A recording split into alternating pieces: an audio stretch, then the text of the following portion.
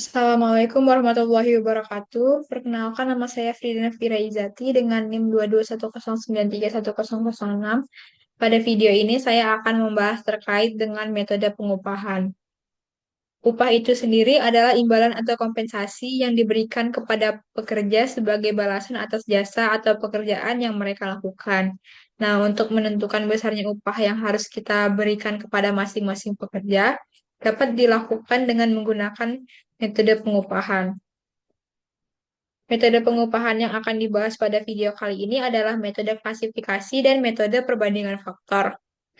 Metode klasifikasi ini mengkategorikan jabatan ke dalam beberapa kategori berdasarkan deskripsi pekerjaan dari jabatan tersebut.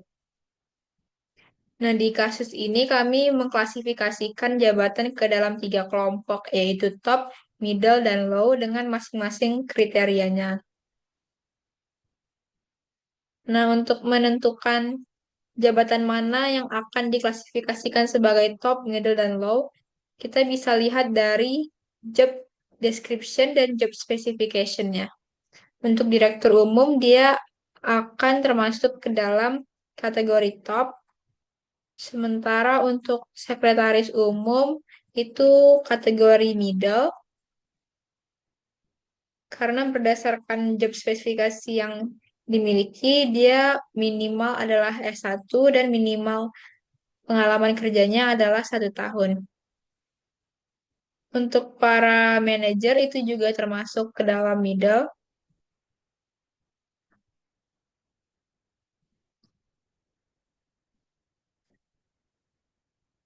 Sementara untuk para staff itu termasuk ke dalam klasifikasi low.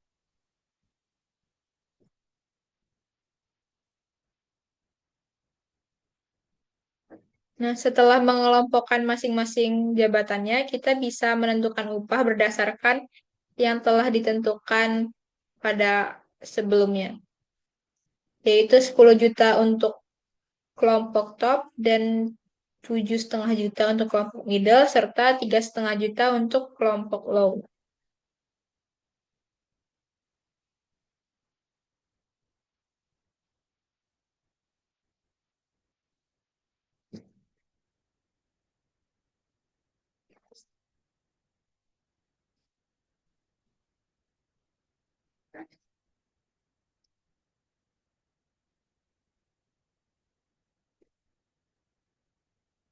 Nah, untuk totalnya itu, untuk total semua karyawannya itu tinggal upah dikali banyak tenaga kerjanya aja. Sehingga diperoleh total biaya yang dibutuhkan untuk tenaga kerja dengan menggunakan metode klasifikasi adalah 111 juta.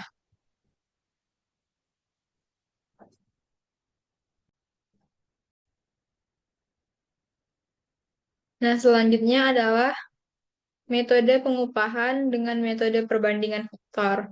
Metode ini menggunakan asumsi 5 faktor yang meliputi keterampilan, tanggung jawab, usaha, dan kondisi kerja. Setiap faktornya memiliki sub-sub faktor.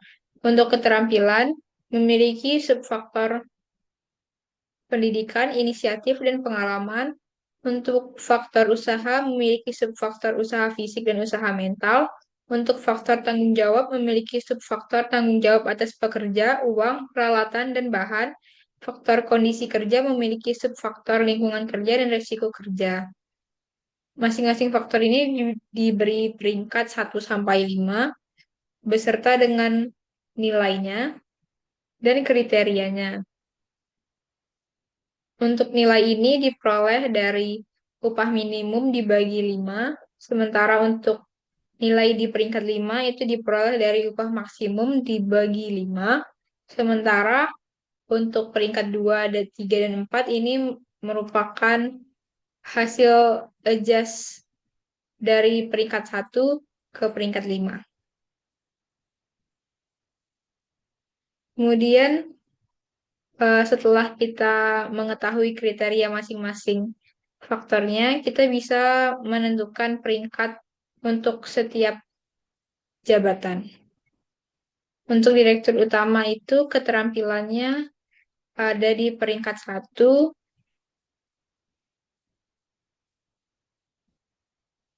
Untuk usahanya juga di peringkat satu, tanggung jawabnya juga peringkat satu, dan kondisi kerjanya juga peringkat satu. Untuk sekretaris umum, ini ada di peringkat dua, kemudian ini peringkat tiga, peringkat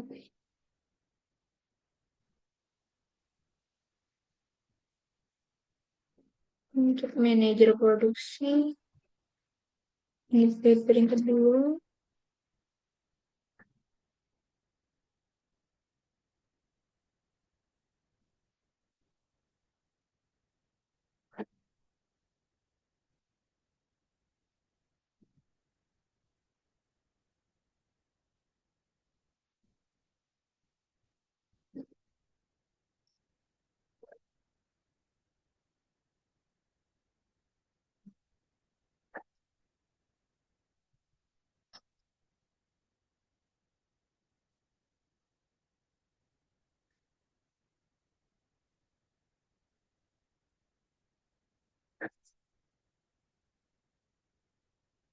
Nah, untuk staf perakitan, keterampilannya itu ada di peringkat 4,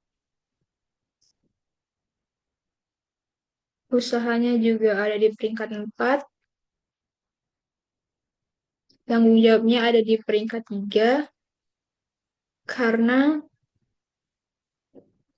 dia memiliki tanggung jawab yang sedang hanya terhadap job perakitan yang diberikan kepadanya. Terus untuk kondisi kerja juga ada di peringkat 3.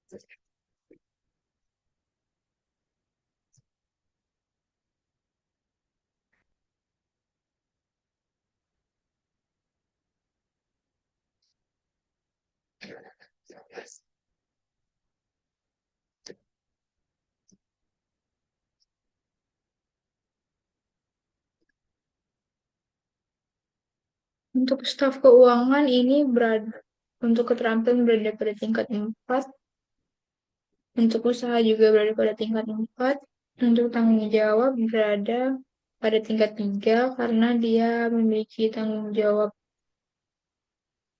yang sedang terhadap data-data yang dimiliki perusahaan, kemudian kondisi kerjanya 4, di mana kondisi kerja 4 itu adalah lingkungan kerja kurang baik dan risiko kerja tinggi.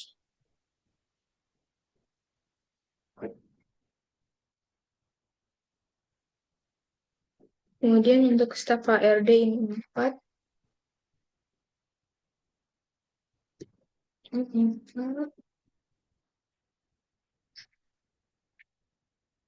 dan 4. Setelah ditentukan peringkatnya, kita kemudian menentukan nilainya.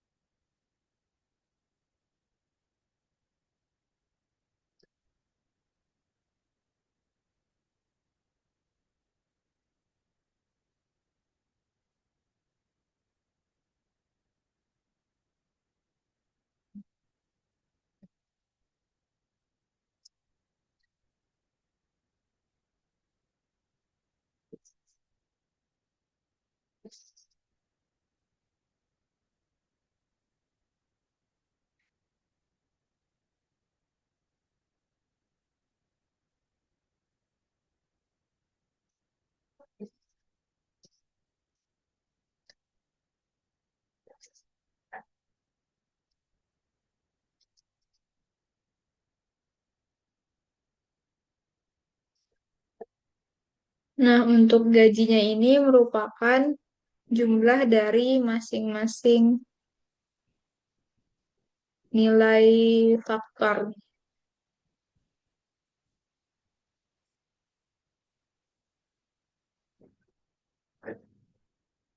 Sehingga total yang total biaya tenaga kerja dengan menggunakan metode perbandingan faktor adalah 80.150.000.